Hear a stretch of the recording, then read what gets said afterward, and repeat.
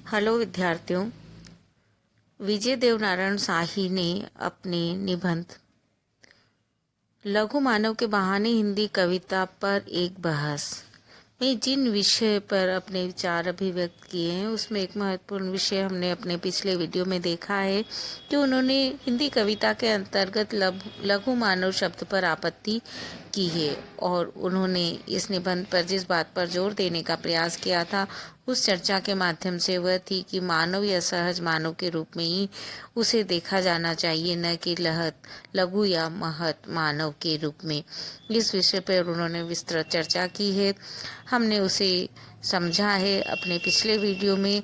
हम यहाँ पर जिस विषय में चर्चा करने जा रहे हैं, उनके जिस विषय को स्पष्ट करने जा रहे हैं वह है कामायनी और मधु कलश को आमने सामने रखकर उन्होंने जो टिप्पणी दी है। टिप्पणियाँ पूछ ली जाती है परीक्षा में और उसी को ध्यान में रखकर हम इस विषय पर यहाँ पर चर्चा करने जा रहे हैं। विजय नारायण देव साहनी ने कामायनी और मधुशाला दोनों को ही सामने रखकर जो बात कही है वह एक तरह से तुलनात्मक रूप से उन्होंने बात कही है और तुलनात्मक रूप से बात करके अपने मत को स्पष्ट करना चाहा है। हम जानते हैं कि कामायनी महाकाव्य है और उसके रचयिता जयशंकर प्रसाद हैं और मधु कलश बच्चन की रचना है। इन दोनों के माध्यम से इनकी तुलना करते हुए शाही जी ने ये प्रतिपादित करने का प्रयास किया है कि इन दोनों में साम्य भी है और अंतर भी है। किस तरह से है, इस बात को उन्होंने यहाँ पर स्पष्ट किया है। उन्होंने प्रतिपादित किया है कि प्रसाद जी ने अखंड चेतना की बात की है, जबकि बच्चन जी ने अखंडित चेतना की बात की है। तो इस दृष्टि से दोनों बिल्कुल विरोधी पड़ते हैं। एक अखंड चेतना की बात करता है और दूसरा खंडित चेतना की बात करता है।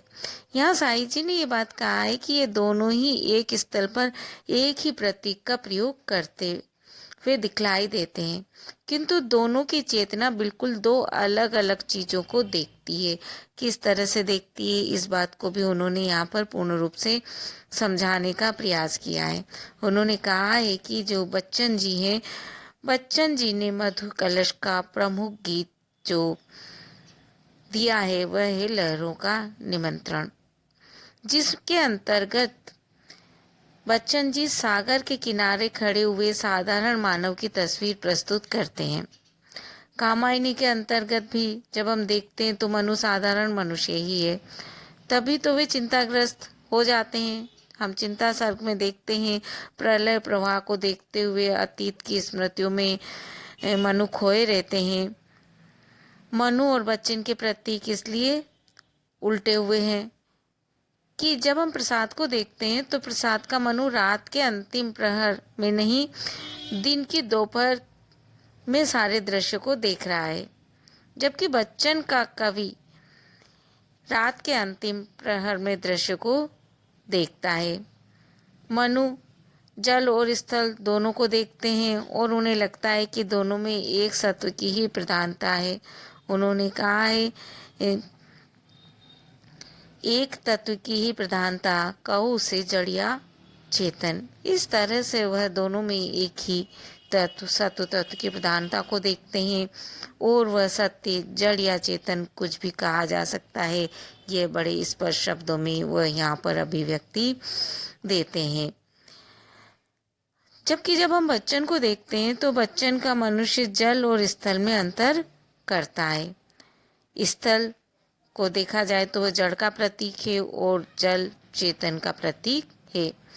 बच्चन की कविता में जो मनुष्य है उसके हृदय में समुद्र का हिल्लोल कंपन प्रतिछायित होता है और मनु के हृदय में प्रतिछाया तो है पर वह जमे हुए हिम की है। इस तरह दोनों में अंतर वो बताते हैं।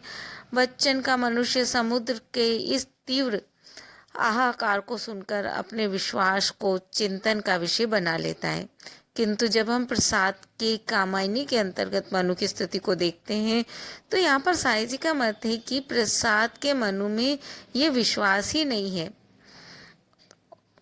उनका कहना यह है कि प्रसाद का मनु उन सप्त कन्याओं का नाम जानता है, कीर्ति, दीप्ति और शोभा, जबकि बच्चन का मनुष्य उनका नाम नहीं जानता।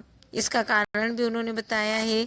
प्रसाद का मनुष्य जब नाच हो रहा था उस समय वहां उपस्थित था और बच्चन का मनुष्य चित्रलिखित से उन देवताओं को कुछ विनोद की दृष्टि से देखता है। और इस बात से ही स्पष्ट होता है कि मधु कलश और कामायनी दोनों में चित्रित मनुष्य में एक स्थिति तक साम्य भी है और अंतर भी है। इस मत को उन्होंने पूर्ण रूप से यहाँ पर अभिव्यक्ति देने का प्रयास किया है। उन दोनों का जो मानसिक स्तर है, जो मनस्थिति है और जो दृश्य देखने की उनकी चिंतन शक्ति है, उसको उन्होंने अभिव्यक्ति देकर उनमें अंतर करने का प्रयास किया है। आप इस वीडियो को अपने सहपाठी मित्रों को शेयर करें, लाइक करें, सब्सक्राइब करके बेल आइकन भी अवश्य बजा दें ताकि हमारी आगामी वीडियो आप तक स्वतः पहुंचते रहें। धन्यवाद।